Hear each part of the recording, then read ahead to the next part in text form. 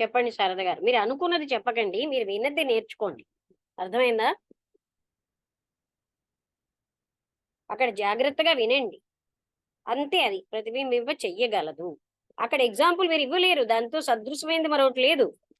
దానికి తుల్యమైంది ప్రపంచంలో మరొకటి లేదు. వినబడిందా?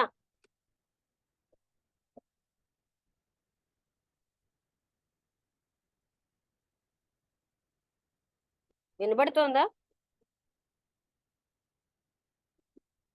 హలో. వినిపిస్తుంది మేడం. మీరు ఎగ్జాంపుల్ ఇవ్వద్దని ఎందుకంటున్నానంటే అంటే అది ఏకమేవ అద్వితీయం, మరొకటి లేదు దాంతో పోల్చడానికి. అవును మేడం, కరెక్ట్. మీరు ఇంకేది పోలిస్తే నేను ఖండించడానికి కారణం అది. కరెక్ట్, అర్థమవుతుంది. అంటే మేము యాపిల్ దగ్గర ఆగిపోయి నేను మళ్ళీ డౌట్ వస్తుంది. అది అసలు ఇంకా కంపారిజన్ అంటే వినడమే. అది అలా దానికి సమర్థత ఉంది. అది ప్రపంచంలో ఇంకా దేంతో మీరు పోల్చలేదు. అందుకనే ఆత్మతత్వాన్ని ఏకమేవ అద్వితీయం బ్రహ్మ అన్నారు. ఆ బ్రహ్మతత్వం అన్నది ఏకం, ఒక్కటే. దాన్ని ఇంకా దాంతో దేంతో పోల్చడానికి లేదు. అది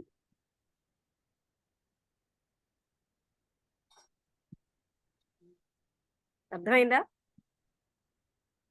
అర్థమైంది మేడం. ప్రతిదీ కంపారిజన్ చేసుకోవడం చూడడం అలవాటు అయ్యి ఫస్ట్ దాంట్లో నేను ఆపేసాను. కారణం ఏంటంటే అక్కడ కంపారిజన్ కదా లేదు. ఇంకా మీరు చెప్తూనే ఉంటారు. అంటే అది అది అలానే వినండి, కంపారిజన్ పెట్టుకోవద్దండి అన్న అలవాటు అయిపోయి టక్కని వెళ్ళిపోతాం మేడం.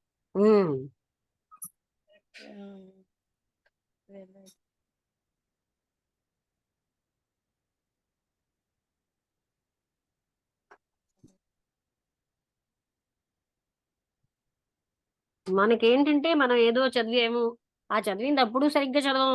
ఆ నా లోపల ఉన్నదే రైట్ అన్న అహంకారం వల్ల మనం ఏది నేర్చుకోవడానికి ఇబ్బంది అవుతుంది. కరెక్టే మేడం. అది ఎంతవరకు మనకు అర్థమైతే ఇంకా ఎందుకంటే చాలా మంది మా చుట్టూరా శాస్త్రజ్ఞానులు ఉన్నారన్నారు. వాళ్ళు మాత్రం ఎంత శాస్త్రం నేర్చుకుంటున్నారు, అంత లోపలికి ఎక్కడ వెళ్తారు? ఏమంటారు? వేదం చదువుతారు, బై హార్ట్ చేస్తారు. అంత లోపలికి వెళ్లే వాళ్ళు చాలా తక్కువ మంది ఉంటారు. అవును మేడం.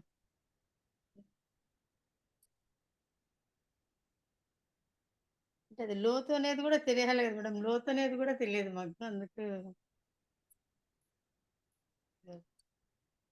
అందుకనే తత్వ విధానంద గారిని మీరు చదవండి. ఆయన అంత లోతుగా అన్ని చెప్తారు.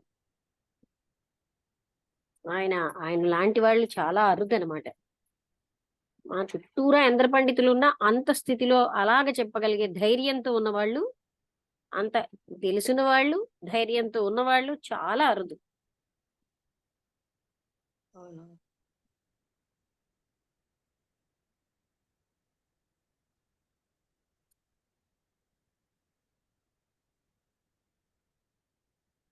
అనుపమ గారు, ఇంకేమైనా మీకు డౌట్స్ ఉన్నాయా? ఏమైనా మాట్లాడతారా?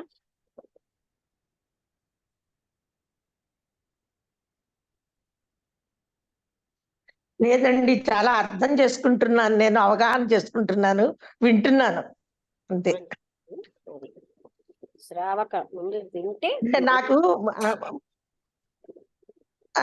అంటే ఎక్కువ మరి చదవకపోవడం వల్ల ఓ రకంగా మంచిది అయిందేమో అనిపిస్తుంది. పుస్తకాలు అవి చదివాను కానీ ఈ ఆత్మజ్ఞానం గురించి మరీ ఎక్కువ చదవలేదు. అని చేత మీరు చెప్పింది అవగాహన అవుతోంది కాస్త. అవును, అది చదవకపోవడమే మంచిది. అంటే చదివినా ఇప్పుడు చూడండి, చాలా మంది డైవర్ట్ చేసి చెప్పేస్తూ ఉంటారు. అది దాని వల్ల కూడా నాకేంటంటే వివేకానంద, రామకృష్ణ ఇలా పుస్తకాలు చదివాను కానీ ఆత్మజ్ఞానం గురించి ఎక్కువ తెలుసుకోలేదు నేను.